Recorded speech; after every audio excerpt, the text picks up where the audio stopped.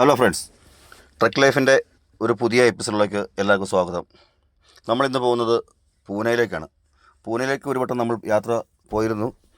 അന്ന് നിർഭാഗ്യവശാൽ നമുക്ക് പല വീഡിയോകളും ചെയ്യാൻ കഴിയില്ല. എന്നിരുന്നാലും നമുക്കിന്ന് നല്ല നല്ല വീഡിയോകൾ എടുക്കാൻ പറ്റുമെന്ന് വിശ്വസിച്ചുകൊണ്ട് നമ്മൾ യാത്ര തുടരുകയാണ്. അങ്ങനെ പൂനെയിലോട്ട് ഞാനും ബീവും പീറ്ററും എന്തൊക്കെയോ വീഡിയോ പിടിക്കാനെന്ന് പറഞ്ഞ് രാവിലെ വണ്ടിയായിട്ട് ഇറങ്ങിയിട്ടുണ്ട്. അതിൻ്റെ പുള്ളി നുണയൊക്കെ പറയുന്നത് എന്തൊക്കെയോ നുണ വെച്ച് കിച്ചുന്നുണ്ട്. 2 ദിവസമായില്ലേ കണ്ടിട്ട്. അതിൻ്റെ ഒരു നുണ പറച്ചിലും കാര്യങ്ങളൊക്കെയാണ്. ഇത് നമ്മൾ പോകുന്ന വഴി തൃശ്ശൂർ അക്കിക്കാവിൽ നടന്ന ഒരു ആക്സിഡൻ്റാണ്. KSRTC ബസ് മതിലിടിച്ച് കയറി ഡ്രൈവർ മരിച്ചു എന്നാണ് അറിയാൻ സാധിച്ചത്. അങ്ങനെ പോകുമ്പോൾ അതിൻ്റെ അടുത്തൊരു വണ്ടി തലകീഴായി കിടക്കുന്നു. മൊത്തത്തിലൊന്ന് ആക്സിഡൻറ്റ് റേഞ്ച് ഏരിയയാണ്.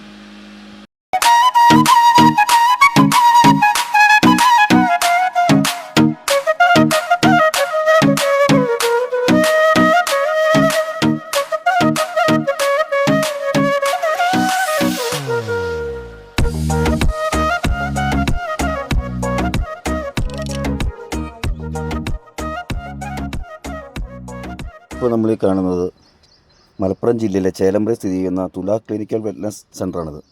ഇവിടെ ആധുനിക മെഡിസിനും ആയുർവേദവും സമീപിച്ച പ്രീമിയം വെറ്റ്നസ് സാങ്ച്വറിയാണിത്. ഇത് 30 ഏക്കറിലാണ് സ്ഥിതി ചെയ്യുന്നത്. നമ്മുടെ അടുത്ത പരിപാടി എന്ന് വെച്ചാൽ തീറ്റ എടുക്കുക എന്നുള്ളതാണ്. എന്ത് പറയാനാ, മീനൊക്കെ മേടിച്ച് കോഴി വറുത്തമിട്ടുന്നു, അയല വെട്ടി വെച്ചേക്കണു. കൂട്ടുകാരൻ മീൻ വെട്ട് ഭയങ്കര ഇഷ്ടമുണ്ട്. പുള്ളി മീൻ വെട്ടാൻ വേണ്ടി പോയി. അതുകൊണ്ട് ഞാൻ പയ്യെ നൈസായിട്ട് അരിയൊക്കെ എടുത്ത് വെച്ച് നിൽക്കുകയാണ്.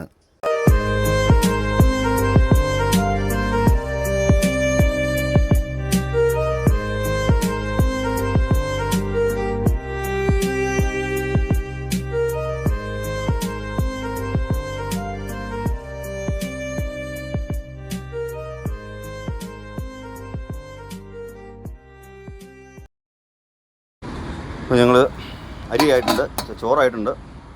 നമ്മളിന്ന് കുക്ക് ചെയ്യുന്നത് നാഷണൽ ഹൈവേയുടെ സൈഡിലിട്ടാണ്. ഇവിടെ പണി തീർന്നുകൊണ്ടിരിക്കുന്നുള്ളൂ.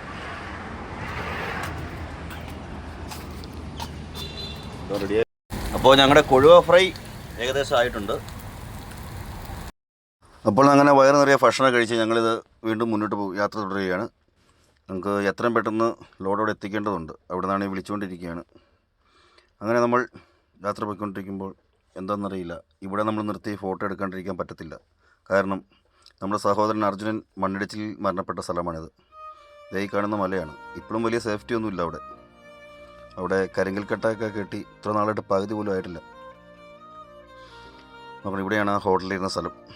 ഇത് ആ കാണുന്ന സ്ഥലത്താണ് നമ്മുടെ പ്രിയ സഹോദരൻ്റെ മൃതദേഹവും വാഹനവും കണ്ടു കിട്ടിയത്.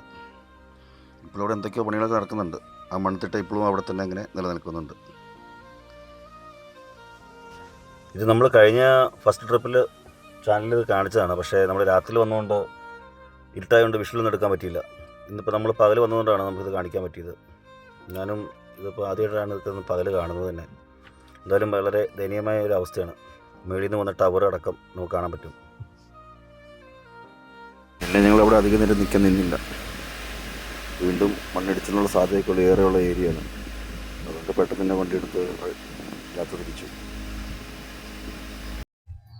അങ്ങനെ ഈ ഓട്ടം പോകുന്ന പിന്നെ രണ്ടാമത്തെ പണി കിട്ടിയതാണിത്. രണ്ടാമത്തെ പ്രാവശ്യമാണ് ബോട്ടിൽ കയറുന്നത്. വലിച്ചു കുരിക്കാണ്ടിരിക്കുന്നു. എന്തായാലും ഉള്ളിൽ ട്യൂബെ കൊണ്ടിട്ടില്ല. കാറ്റിലേക്കുള്ള വഴിക്ക് കയറിയിരിക്കുകയാണ്.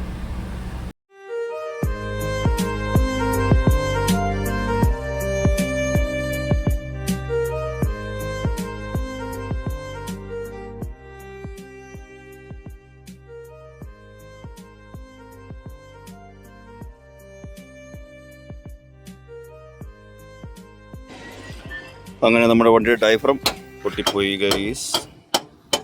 ഇതാണ് സാധനം, ഡയഫ്രം. ചേട്ടൻ ഡയഫ്രം മാറി.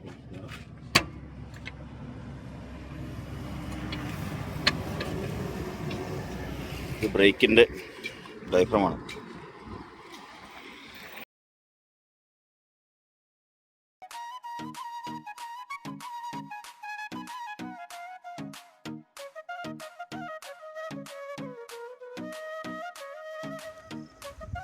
സുഹൃത്തുക്കളെ, അപ്പോൾ ഞങ്ങളുടെ വൈകിട്ടത്തെ ഭക്ഷണം ഒരു പമ്പിൻ്റെ അവിടെയാണ്. അങ്ങനെ ഞങ്ങളവിടെ ഭക്ഷണമൊക്കെ കഴിച്ച് കിടന്നുറങ്ങി. നേരം വെളുത്ത് വണ്ടിയെടുത്ത് ചായ കുടിച്ച് ഞങ്ങൾ വീണ്ടും മുന്നോട്ട് യാത്ര ആരംഭിച്ചു. നല്ല രസമുള്ള മലനിരകളും നല്ല നാഷണൽ ഹൈവേയിലൂടെയുള്ള യാത്രയും അടിപൊളിയായിരുന്നു. കൂട്ടുകാരെ, നിങ്ങൾ കാണുന്ന നഗരം മഹാരാഷ്ട്രയിലുള്ള ജജൂരി എന്നൊരു ഗ്രാമമാണ്. ഇവിടെ അതിപ്രസിദ്ധമായ ഒരു ക്ഷേത്രമുണ്ട്. ആ ക്ഷേത്രത്തിനെക്കുറിച്ച് നമുക്ക് പറയാം. ഈ ക്ഷേത്രം കുന്നിൻമുകളിൽ സ്ഥിതി ചെയ്യുന്ന ഒരു ക്ഷേത്രമാണ്. ഇവിടെ 200 പടികൾ ചവിട്ടി വേണം ആ മലയിൽ ചെല്ലാൻ. ഈ ക്ഷേത്രത്തെ അറിയപ്പെടുന്നത് സ്വർണ്ണ നഗരം എന്നാണ്. അത് പറയാനുള്ള കാരണം ഈ ക്ഷേത്രത്തിൻ്റെ പ്രത്യേകത പൂജ എന്ന് പറഞ്ഞാൽ മഞ്ഞൾ കൊണ്ടുള്ള അഭിഷേകമാണ്. അതുകൊണ്ടാണ് രാത്രികാലങ്ങളിൽ നമ്മൾ അകലെ നിന്ന് നോക്കുമ്പോൾ മഞ്ഞൾ കൊണ്ട് മൂടിയ ക്ഷേത്രം നമുക്ക് സ്വർണ്ണ നിറത്തിൽ കാണാം എന്നാണ് അറിയപ്പെടുന്നത്. പൂനെ നഗരത്തിൽ നിന്നും ഏകദേശം 50 കിലോമീറ്റർ അകലെയാണ് ജജൂരി സ്ഥിതി ചെയ്യുന്നത്. ശ്രീ ഖണ്ഡോബ ടെമ്പിൾ എന്നാണ് ഇതിൻ്റെ പേര്. അങ്ങനെ നമ്മൾ അവിടുത്തെ കാഴ്ചകളെ കണ്ട് വീണ്ടും മുന്നോട്ട് പോവുകയാണ്. അങ്ങനെ പോകുമ്പോഴാണ് നമ്മുടെ മാതള നാരങ്ങത്തിൻ്റെ തോട്ടം. നല്ല വിശാലമായ തോട്ടത്തിൽ മാതള നാരങ്ങ പൂത്തുലഞ്ഞ് നിൽക്കുന്നു. കണ്ടോ, എന്ത് ഭംഗിയാന്ന് നോക്കിയാൽ കാണാൻ. അങ്ങനെ ഞങ്ങളവിടെ വണ്ടി നിർത്തി ഇറങ്ങി മറ്റുള്ളത് നോക്കി. തൊട്ടപ്പുറത്ത് കൃഷി നോക്കിയപ്പം ക്യാബേജ് തോട്ടം കാണാം. ക്യാബേജ് പുഴ പോലെ കിടക്കുന്നുണ്ടോ, അതാണ് ക്യാബേജ് തോട്ടം. അവിടെ ചെന്നു. അവിടെ ആരും ഇല്ലായിരുന്നു. പക്ഷേ ഞങ്ങൾ ചേച്ചിമാരെ ഓടിച്ചു. എങ്കിൽ പോലും ഞങ്ങൾ ക്യാബേജ് തോട്ടത്തിൽ പോയി അറിയാത്ത ഭാഷ പറഞ്ഞ് അവരോട് സംസാരിച്ച് ഷൂട്ട് ചെയ്യാനുള്ള അനുവാദം മേടിച്ചു. ഷൂട്ട് ചെയ്തു.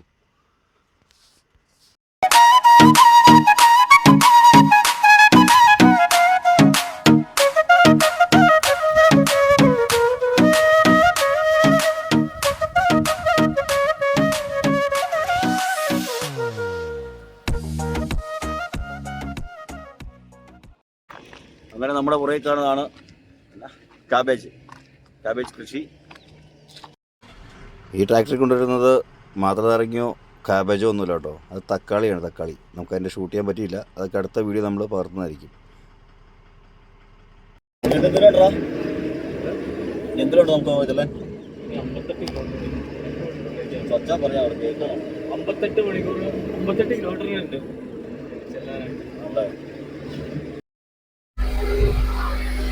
നമ്മൾ ആ പുറകെ കാണുന്നത് പൂനിൽ നിന്നും മുംബൈയിലേക്കുള്ള 8 ടണലുണ്ട്.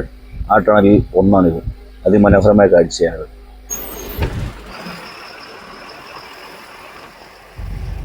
കൂടാതെ ഇപ്പോൾ ഞങ്ങൾ പൂനെയിലേക്കുള്ള ഒരു ചുരം ഇറങ്ങുകയാണ്.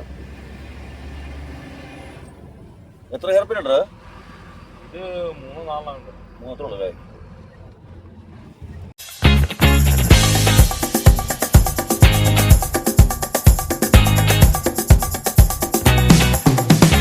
ഇറങ്ങി വരുമ്പോൾ ബ്രേക്ക് കിട്ടിയില്ലെങ്കിൽ നേരെ അതിലേക്ക് കയറ്റി നിർത്താൻ, റാമ്പിലേക്ക് കയറ്റി നിർത്താൻ വേണ്ടിയിട്ടുള്ളതാണ് റാമ്പ് പണിത് ഇട്ടേക്കുന്നത്. മൊത്തം മിറ്റിലാണോ? മിറ്റിലും മണലുമാണ് ഈ റാമ്പ്. അതായത് ബ്രേക്ക് കിട്ടിയില്ലാണ്ട് ഈ ചുരത്തിന് തിരിയുന്നതിന് മുമ്പ് ഇവിടെ ബ്രേക്ക് ഇട്ട് തന്നില്ലെങ്കിൽ ഇവിടെ ഇട്ട് ചേർത്താം. ഇതാണ് മെയിൻ കമ്പനി. ഇവിടുന്നാണ് കേരളത്തിലോട്ടും പുറത്തോട്ടും വിവിധ രാജ്യങ്ങളിലൊക്കെ പെട്ടികൾ കയറ്റുമതി ചെയ്യുന്ന സ്ഥലമാണ്.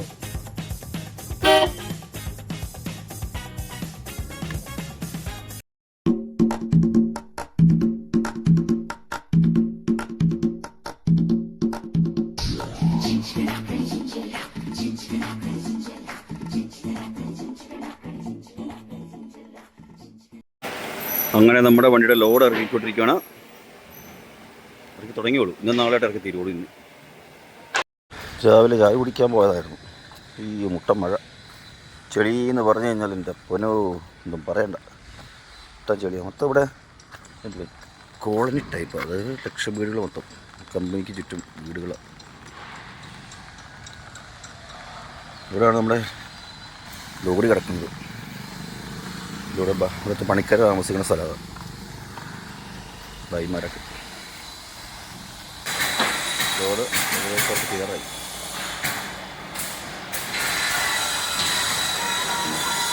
ഇതാണ് കമ്പനിക്ക് ഉൾവശം.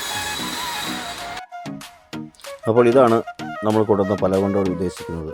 ഈ ബോക്സുകൾ എന്ന് പറഞ്ഞു കഴിഞ്ഞാൽ വലിയ ഷിപ്പ് യാർഡിലോട്ടും മറ്റുള്ള രാജ്യങ്ങളിലോട്ടൊക്കെ അയക്കുന്ന ബോക്സുകളാണ് കാണുന്നത്.